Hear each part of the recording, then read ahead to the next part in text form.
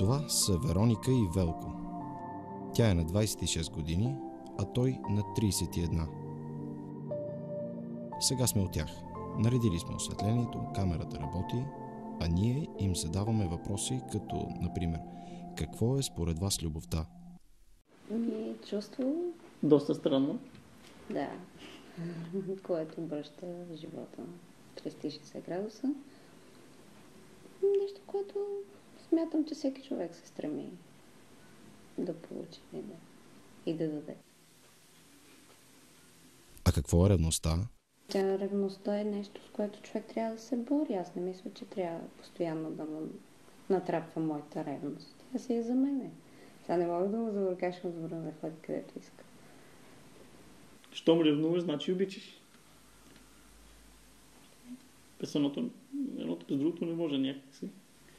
Ако не показваш човека за тебе, че го ревнуваш, значи то няма да разбере, че колко го обичаш. Това не означава, че аз не обичам по-малко. Що ми ревнувам по-малко. Аз трудно изразявам чувства. Наистина. Доста време мисля преди нещо да направя. Но малко се понучих те да прескачам това и след като се запознахме с нея. Малко по-лесно ги изразявам вече. Аз бях от този тип хора, който като покажа нещо, гледа околната каква ще е реакцията и така. Винаги с едно го правех, ама сега вече малко по-различно.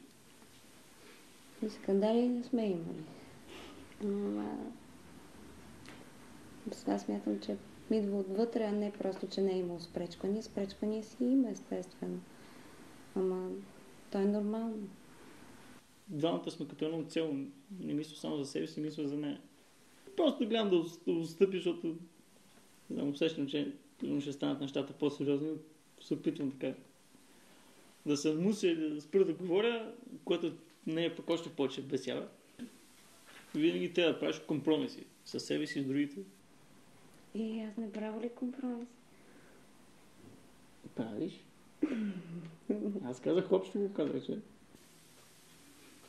Има ли пръст Божий в срещата между двама души? Според мен има.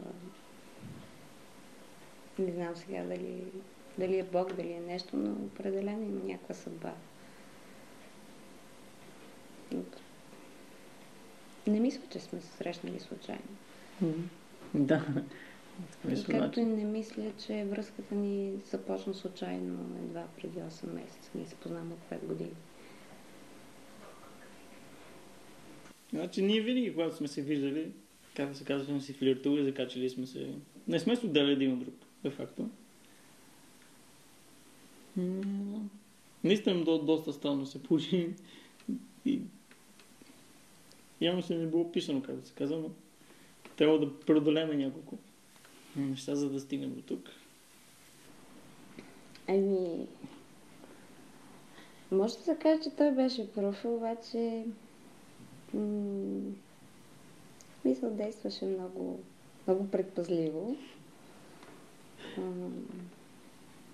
Изобщо не си вярваше. Искал само се въртеше около мене. В смисъл, работеше на едно място. Ние, театралната група, репетирахме наблизо. Всяка наша почивка той беше при нас.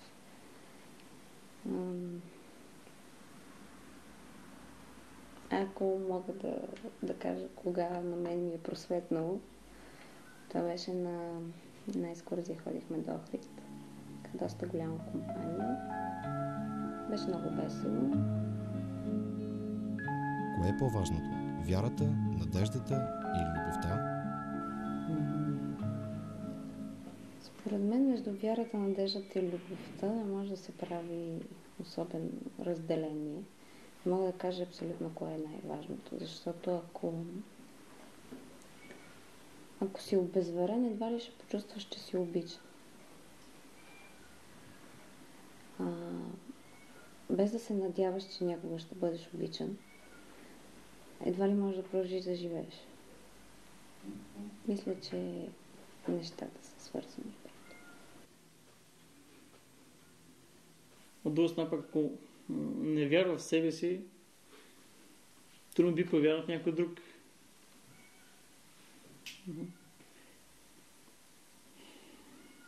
както любовта пък е свързана с вярата. Трябва да вярваш на другия и да се надяваш той да вярва в тебе. Просто са много свързани. Да, и мисля, че от друга страна, когато се появи любовта, вече са налице останалите. Тези картини са рисувани от тях, но напоследък нямат много време, защото скоро е сватбата им. Сега ще ни разкажат за нея. И мисля си, че сме постигнали така доста стилна сватба, смисъл много изчистена като детайли. Изцяло е в бяло и синьо. Да. И той прави поканите. Поканите, те са цветовата гама бяло-синьо. Решихме не традиционно, защото традиционно винаги може венце в черно и бяло. Не черно и бяло, но аз пък реших да бъда в бяло стъкло с турско синя риза. Чашите ни, ритуалните чаши ще са в синьо стъкло. Моя букет е от сини рози. Роклята е бяла. Доста пишна.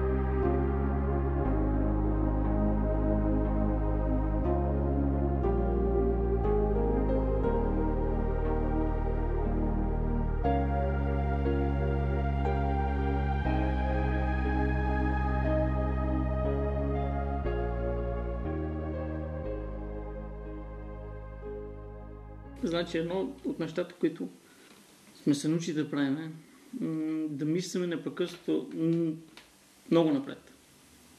Сега, ако реша да излеза някъде, примерно да отида да пия една бира, де факто аз това трябва да помисля известно време преди това къде точно да отида. Дали ще има много хора, ще има ли с кой да отида.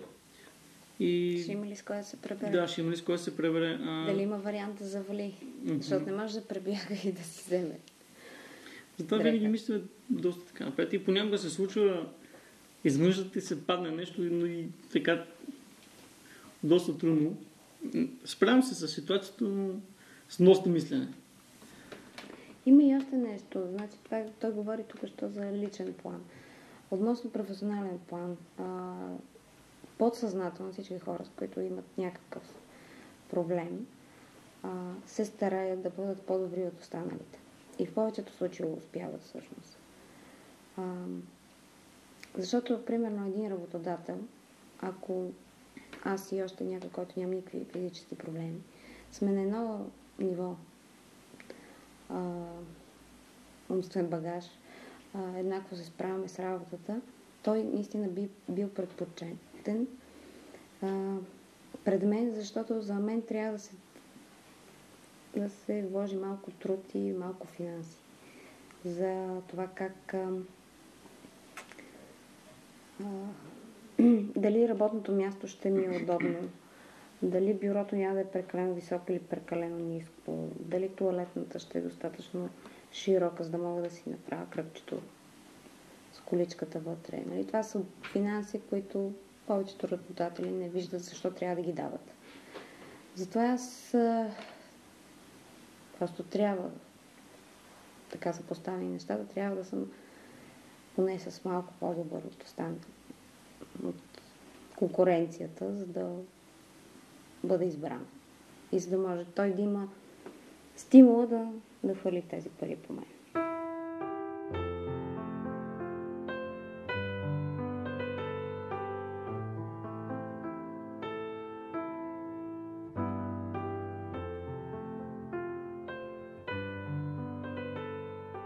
Значи аз приятели имам малко, познати имам много.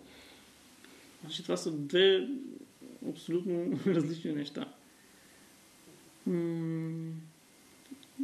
Да, аз бързо се опознавам човек. Някакви контакти завързвам.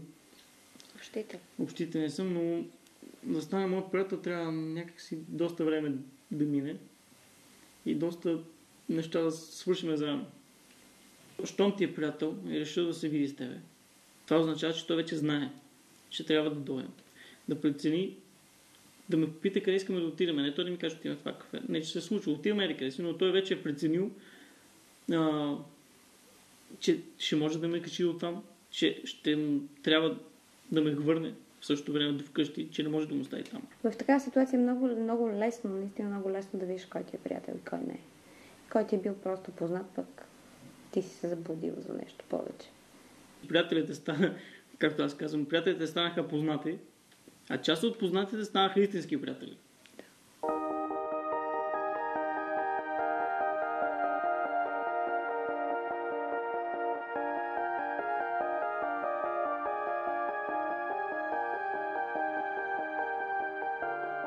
Този алтернативен театър работи изцяло в областта на движенческия театър.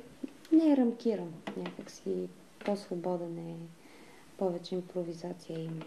Някои сме с физически увреждания, някои са без. Доста дълго време играехме в сатиричния театър. И когато излезе нещо ново, наистина залата се изпълва, предимно с наши познати. Не сме имали никога пари за реклама, нали, и така нататък. Доста пъти ние сме изненадвали нашата публика. Когато почнахме да смесваме различни произведения, като Молиер и Чехов, например. Имаше много представления, които всичките твърдяха, че са шокирани.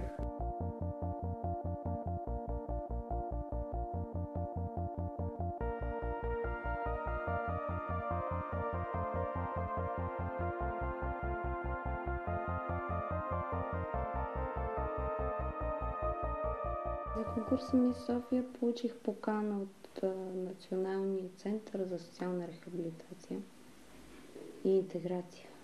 И не знам, първият така изсмяхме се, затворих плика и това беше. И майка ми се появи така, какво е това? И аз си казах, тя що не отидеш? Не съм се виждала като човек, който ходи по подиумите. Просто. Никой не ми е хрумвал. Нали? Не съм имала такова желание. Оказва се, че съм се излъгала. Нали? Конкурсът беше наистина така, много добро ниво.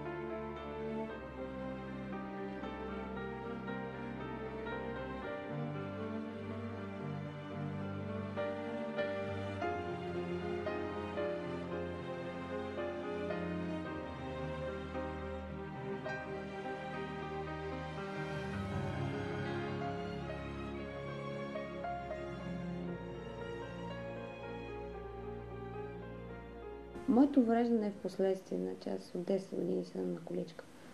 И първите години наистина срещах много съжалителни погледи. И аз не пропусках подобен поглед. Чувствах се много неприятно, естествено. Защото при много хора, които са получили увреждане последствие, има един срам от това нещо. Въпреки, че едва ли някой има вина за това. Но напоследък наистина не забелязвам такива погледи. Наскоро разбрах, че всъщност не погледите са се променили, а че аз съм се променила. Относно съжалението, което хората показват, не го приемам някакси сериозно към себе си.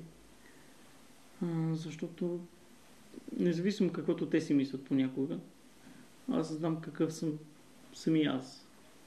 И наистина доста неприятно е, когато виждаш такъв поглед. Но пък доста се радвам, че има хора, които все още не го правят от съжаление, а просто искат да помогнат. Аз лично наистина се надявам, че сме постигнали това, което казваш и не будим съжаление. То е сложно е наистина, но човек трябва да се бори с това. Аз дори вкъщи много дълго време се борих с това. Значи, примерно се да си... Просто ме мързи да си сипа вода и към колко съм жадна. Майка ми скачаше веднага, тича, носи ми вода. Това е много дразнещо. Човек в такова положение постоянно има нуждата да се доказва. Не прекалено. В смисъл не поемам някакви рискове, които наистина не мога да поема. Но всичко, което бих могла да свърша сама, си го върша сама. Когато ме мързи, едно е да кажеш, да помолиш, нали, когато смислено да го кажеш, наистина мързи ме, ще го направиш ли. А друго е да използваш това и да кажеш, дай, че не мога да го направя. Много време, дори съм се карала с майка ми за това нещо. Не ме оставя сама нито за секунда. Не ми дава да си обуя чорапа сама, не ми дава да си обуя обувката сама. Нищо не ми дава просто да направя. Наистина, това е от желанието да помогнеш, но всичко си има граници. Значи, трябва да се разбере, че човек си има лично пространство. И едно е да нарушиш ти личното си пространство, като кажеш били ми обул чорапа, а друго е, нали, някой директно да го нарушили.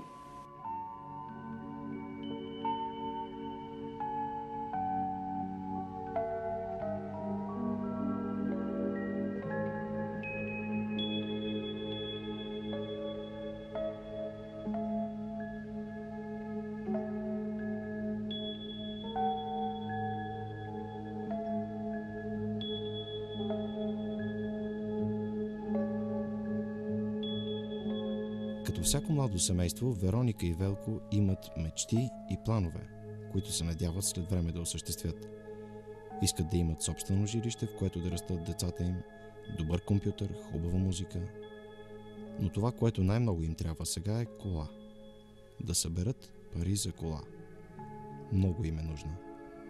Може да е стара, може да не е много красива, но да се движат с нея из града. Това ще им донесе самочувствие и свобода. Защото за тях разстоянията са много по-големи, отколкото за нас. Вероника и Велко не са родени с късмет. Лишени са от обикновени човешки удоволствия, които ние, здравите, дори не осъзнаваме, че съществуват. Да пресечем улицата, да се качим на тротуара, да притичаме, да се скрием от дъжда. Това са неща, които вършим без да се замислим, а за тях те са невъзможни. С това са се примирили, но човек може да е щастлив и на инвалидна количка. Особено след като намери любовта. Сега, когато са двама, е много различно. Може би хубавото в техния живот предстои,